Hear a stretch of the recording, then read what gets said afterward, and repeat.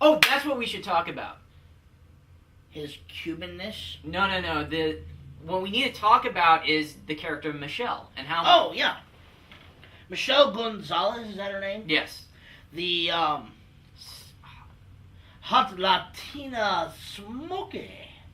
Basically, she's a complete racist. Well, it's a sexist stereotype. Which why I'm going to say that is because obviously, him being Cuban, he's not being racist. He's just being sexist, albeit with a racist slant. But that's just because he's going by the stereotype of your Latina woman who you give her a little bit of alcohol, and she'll be on liking her cock.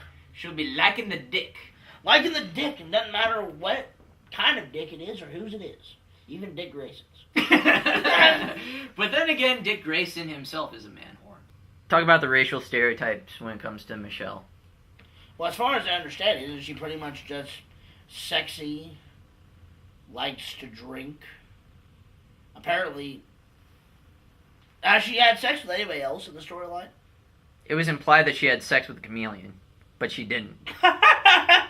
But it was the chameleon disguised as Peter.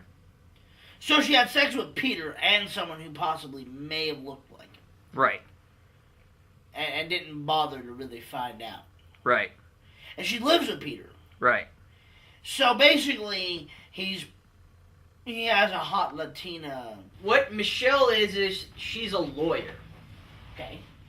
And she's a lawyer, and basically they say she's smart because she's a lawyer. Even though they have never really displayed anything in the character to make it look like she's smart. Basically, they're saying she's a lawyer. Well, she is a lawyer. Right, but what I'm saying is, essentially, there's no, unlike, say, She-Hulk, there's not any physical, actual evidence that she's actually any more than just a piece of booty. A booty. The duty booty. How is she drawn, out of sheer curiosity? Just like any attractive woman. She's not, there's no, like, stereotypical features added to her. Oh, and then there was a character that called her, like, Rice Bowl or something. Did all the white stuff she swallows? No, that's a racial stereotype. Rice, Hispanics. I had no idea. I thought that was more of a Chinese stereotype. Rice and beans! Rice and beans, there we go. Yeah, she called her rice and beans. Oh, I think it was rice bowl. I was like, it's like in a bowl of rice, we're like stereotypical like Chinese. Then well, rice and beans is right, stereotypical Hispanic food. But, yeah. But I mean, of course, Joe Quesada, I guess, would say because he himself. He's like, I'm Cuban, bitches. What's the problem? So what he's gonna be like is, I'm not making a stereotype. I know those women are like that. Wow, that's actually more. It's more sexist than... I wouldn't say it's racist, it's sexist. Yeah. Because, I mean, quite frankly, that is just more of a sexual stereotype. I mean, of the smoking hot Latina bitches. Yeah. You give them tequila makes their clothes come off. But yeah, and what was some of the other interesting stuff that was going on? Oh yeah, that was in the arc that was supposed to be the big arc that Mary Jane came back in, and she's like barely in it. So basically she's been relegated into being an unimportant person. Pretty much, at this moment in time. And is it because of the idea of, I guess they're saying that because they weren't necessary together in classic continuity, which would basically be Silver Age. Yeah. That, even up to most of what's either Bronze Age, technically they weren't together. No. So they're saying, well, Joe Quesada would be like, well, it's not like it's classic Spider-Man that he's with Mary Jane. So I'm not really I remember. I'll tell you something on Yabs. You'll all be sorry. Somebody who's a poster there, as Gail Simone's forum, had talked about how they had gone at a con and talked to Joe Quesada and put their grievance about One More Day and that they liked to marry Spider-Man.